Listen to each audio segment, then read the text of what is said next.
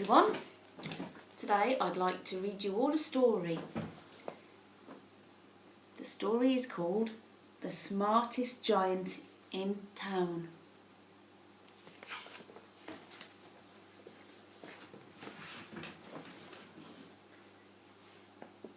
George was a giant, the scruffiest giant in town. He always wore the same pair of old brown sandals and the same old patched up gown. "I wish I wasn't the scruffiest giant in town," he said sadly.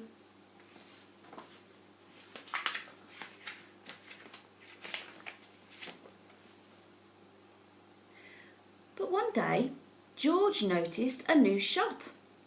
It was full of smart clothes, so he bought a smart shirt, a smart pair of trousers, a smart belt, a smart stripy tie, some smart socks with diamonds up the sides, and a pair of smart shiny shoes.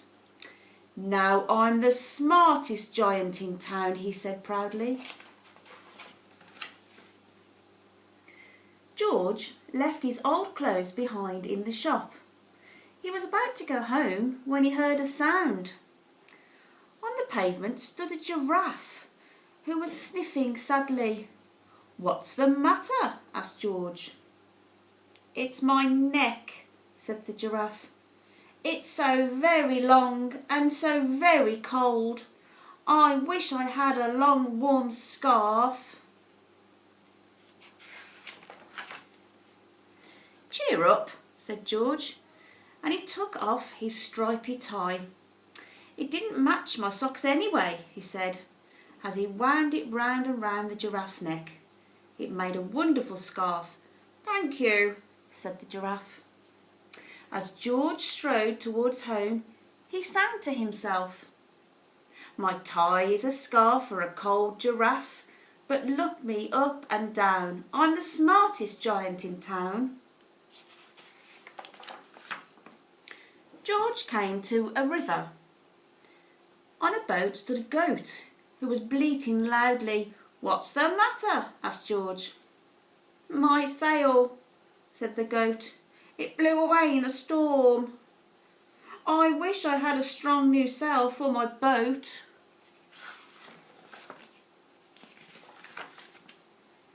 "Cheer up," said George, and he took off his new white shirt. "It kept coming untucked anyway," he said as he tied it to the mast of the goat's boat. "It made a magnificent sail." "Thank you," said the goat.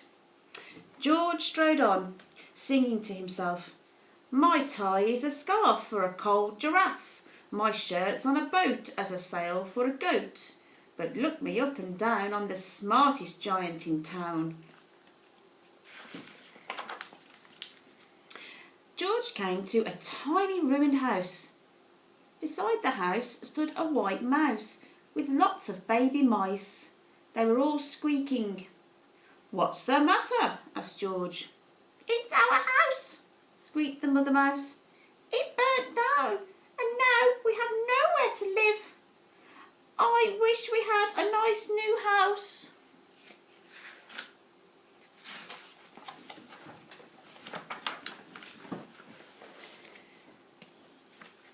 "Cheer up," said George, as he took off one of his shiny shoes. "It was giving me blisters anyway," he said.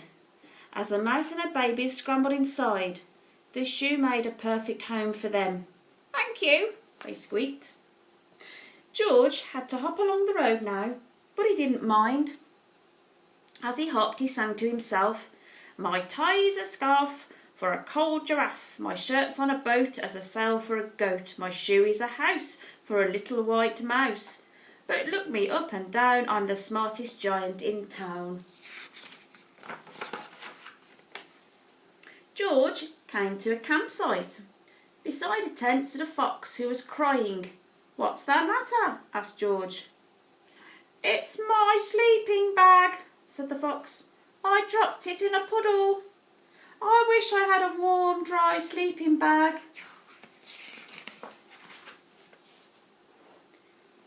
Cheer up, said George, as he took off one of his socks with diamonds on the sides.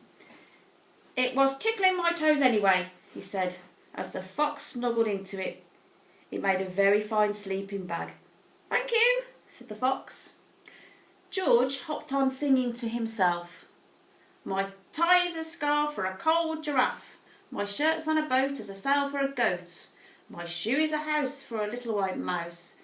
One of my socks is a bed for a fox. But look me up and down, I'm the smartest giant in town.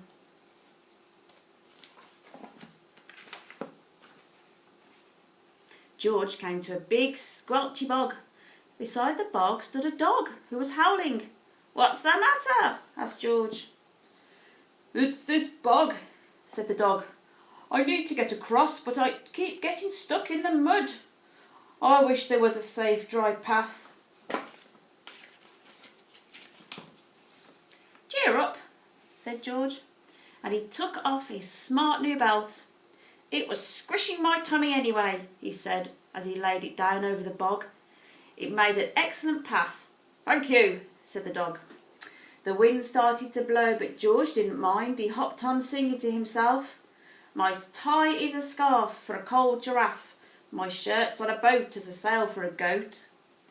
My shoe is a house for a little white mouse. One of my socks is a bed for a fox. My belt helped a dog who was crossing a bog. But... oh, my trousers are falling down! I'm the coldest giant in town! Suddenly, George felt sad and shivery, and not at all smart. He stood on one foot and thought, I'll have to go back to the shop and buy some more clothes, he decided. He turned round and hopped all the way back to the shop. But when he got there, it was closed. Oh no, cried George. He sank down onto the doorstep and a tear ran down his nose. He felt as sad as all the animals he had met on his way home. Then, out of the corner of his eye, he saw a bag with something familiar poking out of the top. George took a closer look. My gown, he yelled. My dear old gown and sandals. George put them on. He felt wonderfully comfortable. I'm the cosiest giant in town, he cried, and he danced back home along the road. Outside his front door stood all the animals he had helped. They were carrying an enormous present. Come on, George, they said. Open it. George untied the ribbon. Inside was a beautiful gold paper crown and a card. Look inside the card, George, said the animals. George put the crown on his head and opened the card. Inside it said, Your tie is a scarf for a cold giraffe. Your shirt's on a boat as a sail for a goat. Your shoe is a house for a little white mouse. One of your socks is a bed for a fox. Your belt helped a dog who was crossing a bog. So here is a very fine crown to go with the sandals and gown of the kindest giant in town. Hope you enjoyed the story, kids. You all take care, look after yourselves. Bye.